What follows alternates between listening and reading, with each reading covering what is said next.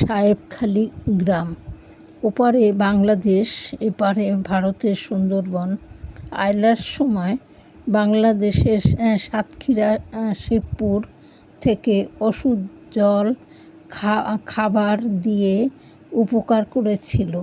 সরকারিভাবে না হলেও মানবিকতার খাতিরে নানা রকম সাহায্য করেছিল। দুই পাশে দুটি পুকুর, মাঝখানে রাস্তা, সরু নিরাপদ সরু গলির পথ, একটা দুটো ইট পেতে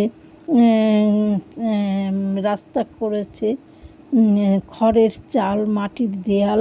সাহেবখালীর গ্রাম এখন জায়গায় এমন জায়গায় বসবাস যখন তখন সর্বনাশ। প্রাকৃতিক দৃশ্য খুবই সুন্দর, রোজগারহীন জনজীবন, কিন্তু সবুজ বনানী আর নদীর জল, তাতে নীল আকাশের সাদা নীলের সমাহার।